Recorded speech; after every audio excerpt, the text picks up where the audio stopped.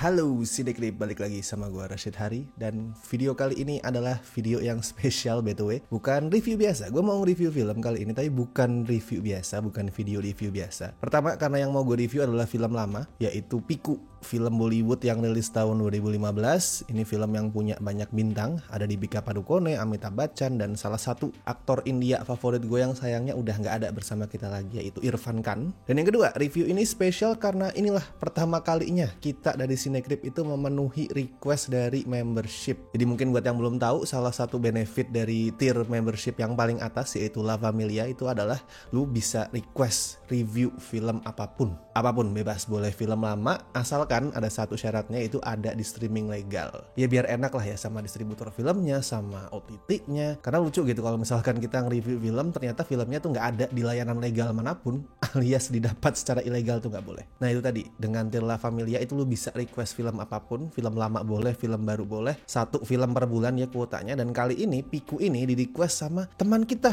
yang punya nama luar biasa unik ya, Anomali Terbawa Mati 6373 anjir. Tapi dia nggak request, sayangnya nggak request spesifik hostnya siapa. Jadi karena gue yang selo ya gue yang turun tangan. Ya semoga nggak masalah ya Mas Mbak Anomali kalau gue yang review. So buat yang pengen request review film juga langsung aja gabung ke membership La Familia. Dan seperti biasa gue mau berterima kasih sama teman-teman yang udah join membership. Buat yang pengen namanya dan mungkin fotonya juga muncul di video Sinekrip kayak teman-teman ini, cus langsung join membershipnya. Oke, balik lagi ke Piku. BTW buat yang mau nonton film ini kayak tadi gue bilang ya, request film apapun bebas asalkan ada di streaming legal. Piku ini juga ada di streaming legal yaitu di VTV dan Apple TV, bisa lu tonton di sana. Piku ini intinya ngomongin hubungan anak sama orang tua.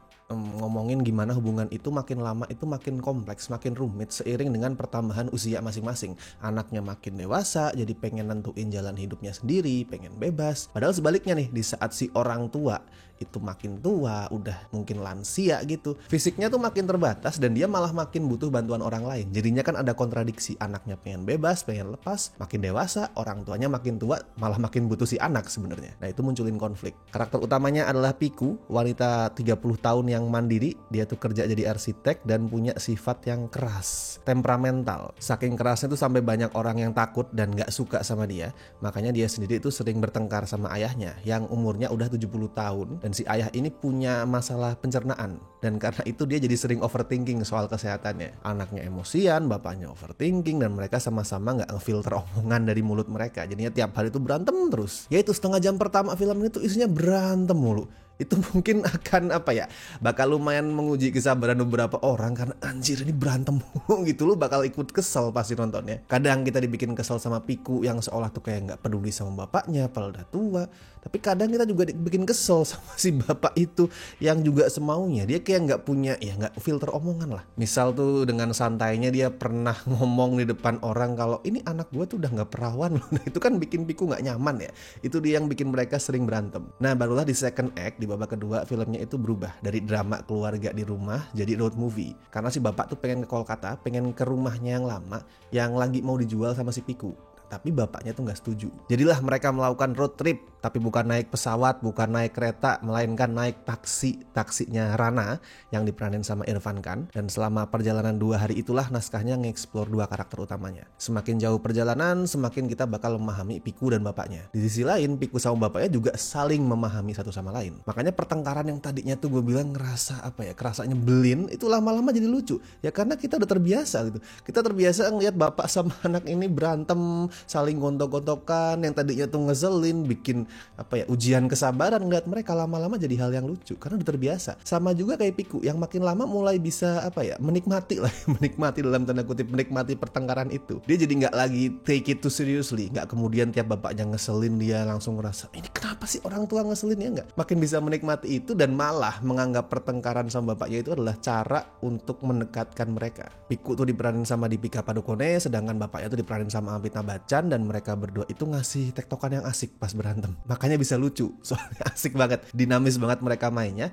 Nah sedangkan si Irfan Khan yang jadi Rana itu adalah penengah. Irfan tuh kalau gue ibaratin tuh kayak angin sepoi-sepoi gitu, yang bikin lo rada adem, menyegarkan lo di tengah panasnya hubungan bapak dan anak ini. Itu sih yang selalu gue suka dari Irfan Khan di film-film dia, di peran apapun ya, di kebanyakan peran dia. Itu gue suka Irfan karena dia tuh charming, karismatik, tapi nggak dingin.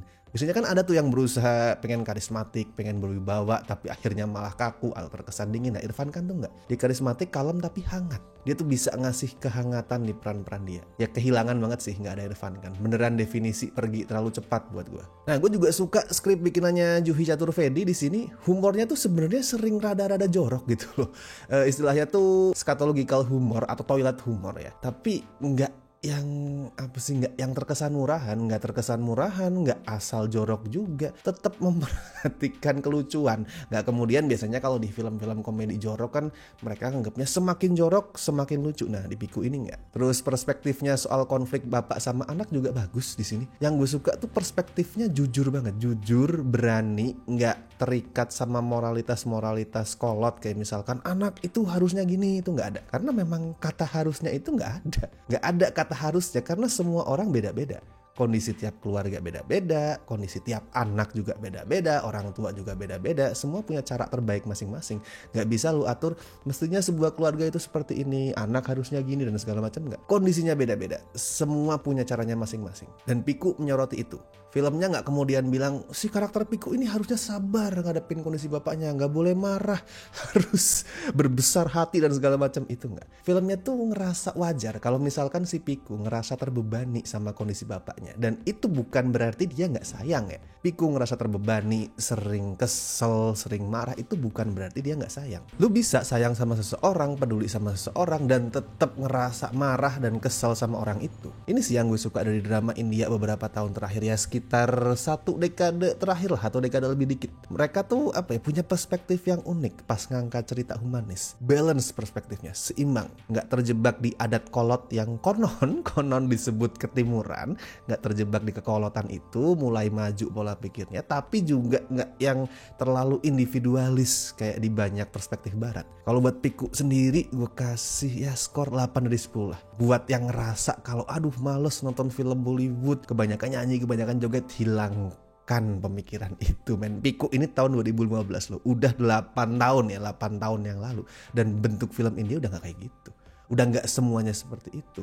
Artinya kalau misalkan lu masih merasa film India tuh ya selalu ada joget-joget, nari-nari, ya mungkin pola pemikiran lu tertinggal 1 dekade ke belakang. Jadi coba membuka diri ke film Bollywood ya. Bisa dicoba dari Piku ini yang mau belajar untuk membuka hati ke film-film India. Cobalah. Oke, buat yang udah nonton mungkin bisa kasih juga review lu, opini lu soal Piku di kolom komentar, atau mungkin saudara atau saudari yang request tadi Anomali Terbawa Mati punya reviewnya sendiri, bisa juga tulisin di kolom komentar. Oke, dan seperti biasa gue ingetin jangan lupa like video ini, subscribe Cinecrip, dan buat yang pengen bantu kami dengan kasih donasi seikhlasnya, as always bisa klik tombol super thanks di bawah. Bisa juga join membership kami, bebas pilih membership tier yang manapun, punya benefitnya sendiri sesuai dengan keinginan dan isi kantong kalian tentu saja. Oke, kalau gitu sampai ketemu di review-review berikutnya.